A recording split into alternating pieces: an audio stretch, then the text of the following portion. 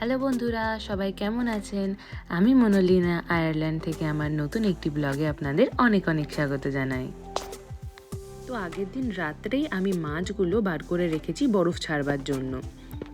India Bangladesh থেকে যেসব মাছই আসে এরকম ফ্রোজেন অবস্থাতেই আসে। তো ছোট মাছগুলো যেমন পাবদা, পার্শে, বাটা এগুলো এরকম ব্লকে ব্লকে আসে। আর এই ব্লকের মধ্যেই লেখা থাকে কবের ম্যানুফ্যাকচারিং ডেট, কতদিন এগুলোকে ইউজ করা যায়। এখানে যেমন লেখা আছে, দেখুন এটা বাংলাদেশ থেকে আছে আর এটার ম্যানুফ্যাকচারিং ডেট 2023 সালের ডিসেম্বর মাসে, আর এটা আমাদের 2025 সালের ডিসেম্বর অবধি খাওয়া যাবে। ফ্রেশ মাছের সাথে তো এর কোনো তুলনা হয় না ঠিকই, তবে হ্যাঁ, এই দুধের স্বাদ ঘোলে মেটানোর জন্য ঠিকই আছে। আমি খুব একটা গন্ধ এই মাছ যখনই রান্না করেছি পাইনি। আর এটা হলো রুই মাছ। রুই মাছটা তো অনেক বড় ছিল, তাই আমি আর আমার বন্ধু হাফ হাফ করে ভাগ করে নিয়েছি। ওই 2 কিলো 700 মতো ওজন ছিল, দাম নিয়েছিল 12 ইউরো মতো। তো ভারতীয় টাকায় ধরুন 1000 টাকার কাছাকাছি। তো চলুন, মাছগুলোর তো বরফ ছেড়ে গেছে। পরের দিন সকালবেলায় আমি এখন এগুলোকে কেটে ধুয়ে ভালো করে বেছে নিই আর আপনাদেরকে এই মাছ ধুতে ধুতেই গল্প করি এখানে কি ধরনের মাছ পাওয়া যায় বা কেমন তার দাম হয়, এই সব কিছুই। তো এই যে পাবদার ব্লকটা আমি কিনেছি, মাছগুলো বের করে আমি দেখলাম টোটাল 15টা মতো মাছ আছে। তবে খুব বড় সাইজের নয়, মাছগুলো কিন্তু বেশ মাঝারি সাইজেরই। সব মিলিয়ে 500-700 গ্রাম ওজন হবে। আর তার দাম নিয়েছিল 7 ইউরো মতো, মানে ভারতীয় টাকায় ধরুন ওই 630 টাকা মতো। আর রুই কাতলার মধ্যে কাতলাটা আমি এখন অবধি দেখিনি। রুইটাই সবসময় চোখে পড়ে, তবে বেশ বড় বড় সাইজের। এইবারের মাছটাই বরঞ্চ একটু কম ওজনের ছিল, 2 কিলো 700 মতো। তাছাড়া সবসময় 3-3.5 কিলো ওজনের হয়, তাই জন্যই আমি আর আমার বন্ধু হাফ হাফ করে ভাগ করে নিই। একা অত বড় মাছ একেই ফ্রোজেন আসে, তারপরে আবার সেই ফ্রোজেন মাছ আমার ঘরে ফ্রিজে রেখে আর কতদিন খাবো বলুন। আর এখানে বড় যে মাছগুলো পাওয়া যায় সেগুলো সবসময় আপনাকে গোটাই কিনতে হবে। দাম হয় কিলো হিসেবে, তারা ওজন করে যত কিলো হচ্ছে সেই হিসেবে দাম ধার্য করে, কিন্তু গোটা মাছটাই আপনাদেরকে কিনতে হবে। তো এই বড় রুই মাছগুলো মোটামুটি 5 থেকে 6 ইউরো পার কেজি নেয়, ধরুন ভারতীয় টাকায় 450 টাকা। 2-3 কিলো ওজনের মাছের আন্দাজে আমার মনে হয় দামটা ঠিকই আছে। মা বলছিল ইন্ডিয়াতেও নাকি একই দাম নেয় এখন। তবে এই রুই মাছগুলো যখন ইন্ডিয়া বা বাংলাদেশ থেকে আসে তখন তার পেটগুলোকে চিরে ভেতরের যে তেল, পটকা, তারপরে মাছের ডিম যদি এরকম কিছু থাকে সেগুলোকে বার করে তবেই আনা হয়। আসলে এত দিন এত মাছ ধরে এরকম ফ্রিজারে থাকে, ওই বড় বড় মাছের যদি তেল ডিম ভেতরে রাখা হয়, মাছগুলোর ভেতরের সেই জিনিসগুলো পচে গেলে মাছটার তো একটা গন্ধ বিচ্ছিরি হয়ে যাবে, তাই না? সেই কারণেই। আর এখানে ইলিশ মাছ যেগুলো আসে বেশিরভাগটাই আসে বাংলাদেশ, মায়ানমার থেকে। সেগুলোর কিন্তু পেট চিরে আসে না, আসলে আসার সাথে সাথেই তো বিক্রি হয়ে যায়, তো সেই কারণেই হয়তো ওরা আনে না। তবে আমি দেখেছি কোনো ইলিশ মাছের এখানেই পেটের মধ্যে ডিম থাকে না, ডিম ছাড়া ইলিশ মাছই আসে।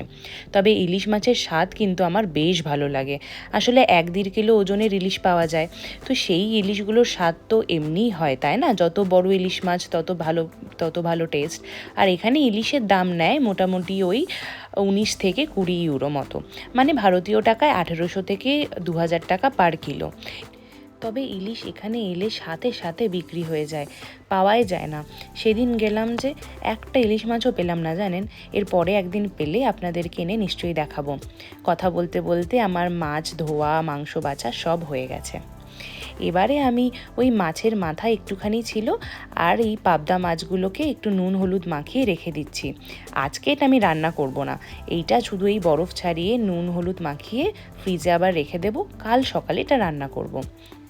এবারে একটা ভালো জিনিস আপনাদেরকে দেখায়, এটাকে বলে ব্রিটা ফিল্টার। এই যে জগের মতো দেখতে, এটাই অ্যাকচুয়ালি ওয়াটার পিউরিফাই করে। এখানে খুব একটা ওয়াটার পিউরিফায়ার মেশিনের চল নেই।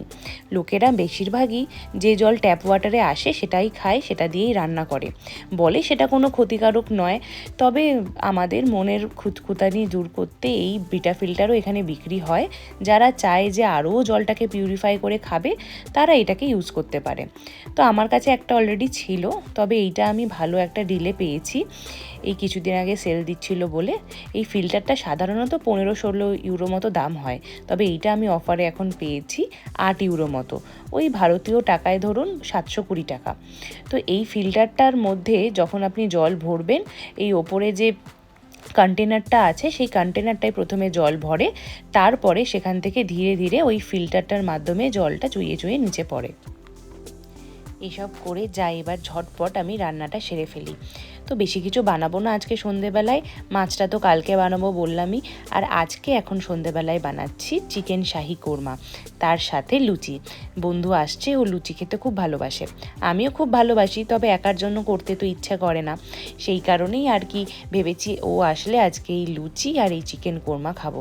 তো প্রথমেই নিয়ে নিয়েছি মাংসটা।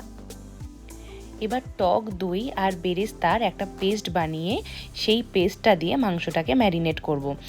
আর কিছুই দেবো না এর মধ্যে, শুধু নুন দেবো পরিমাণ মতো, ব্যাস। এবার এটা ম্যারিনেট করে আধা ঘন্টা মতো রেখে দেবো।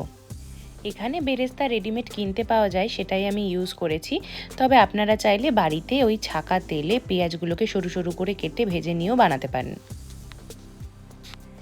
যেহেতু এটা শাহি কোরমা, তাই রান্নাটা ঘিতেই করব, তবে খুব বেশি ঘি কিন্তু আমি দিইনি।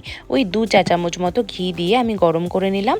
তারপরে তেজপাতা আর গোটা গরম মশলা দিয়ে একটু হালকা আঁচে নাড়িয়ে এরপরে আমি বেটে রাখা আদা, রসুন আর কাঁচা লঙ্কার যে পেস্টটা রয়েছে সেটা সবার প্রথমে দেব এবং এটা কষাতে লাগবো।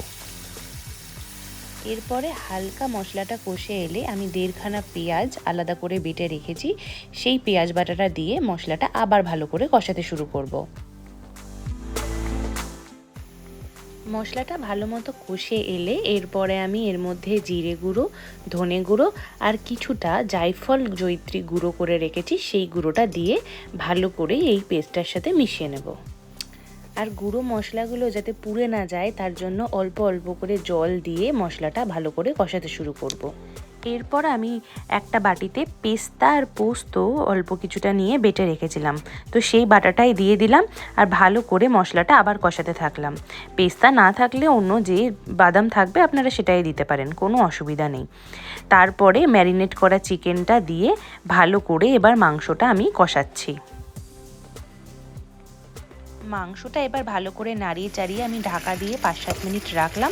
আর ঢাকা খুলে দেওয়ার পর দেখুন মাংস থেকে কত তেল বেরিয়েছে। আমি কিন্তু ওই 2 চামচ ঘিই দিয়েছিলাম শুধু। আসলে মাংসের যে গায়ের স্কিনটা থাকে সেটাও আমি কিছুটা দিয়েছিলাম, তো সেইটা থেকে এই তেলটা বেরোয়। এরপরে কিছুটা গরম জল দিয়ে মাংসটা আবার ভালো করে ফুটিয়ে নিয়ে একটু বিরিয়ানি মশলা আমার কাছে ছিল সেটা দিয়ে দিলাম। আসলে শাহি কোরমা তো একটা শাহি ব্যাপার তো থাকতে হবে, সেই জন্যই আর কি। ব্যাস, তারপর যদি নুন মিষ্টি আর কিছু মনে হয় লাগবে সেটা পরিমাণ মতো দিয়ে কিছুক্ষণ ফুটিয়ে নিলেই রেডি আমাদের শাহি কোরমা। দেখুন দেখতে তো বেশ ভালো লাগছে, তাই না?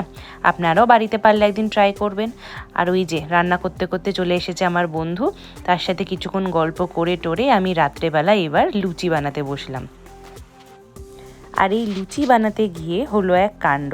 আমি তো ময়দা মেখে সমস্ত কিছু করে রেডি, কিন্তু তারপরে খেয়াল আসে যে আমার কাছে লুচি বেলার বেলন চাকিটাই নাই। আসলে কোনো দিন তো করি না, তাই মাথা থেকেই বেরিয়ে গেছিলো। তো হঠাৎ করে খেয়াল আসে যে আমার ফয়েল র্যাপটা তো শেষ হয়ে আসে, আর তার ভেতরের যে পিচবোর্ডের যে রোলটা থাকে সেটা তো বেশ শক্ত, সেটা দিয়ে আমি দেখি তো যদি বেলা যায়। তো ওই কাঠের চপিং বোর্ডটা ছিল, সেইটার মধ্যে এইভাবে বেলার চেষ্টা করলাম, দেখলাম বাহ বেশ সুন্দর তো বেলে গেল। আর সেই দিয়েই আমি এরকম সুন্দর লুচি ফুলকো ফুলকো বানিয়ে ফেললাম। দেখুন দেখতে কিন্তু বেশ ভালো হয়েছে, আর আমার বন্ধু জানিয়েছে খেতেও ভালো হয়েছে। আজকের মতো ভিডিওটা তবে এখানেই শেষ করছি। আশা করছি আপনাদের খুব ভালো লাগলো আজকের ব্লগটা। যদি ভালো লেগে থাকে একটু লাইক, কমেন্ট আর সাবস্ক্রাইব নিশ্চয়ই করে দেবেন। সবাই খুব ভালো থাকবেন, সুস্থ থাকবেন। খুব শিগগিরই দেখা হচ্ছে পরবর্তী একটি ব্লগে। ততক্ষণের জন্য টাটা।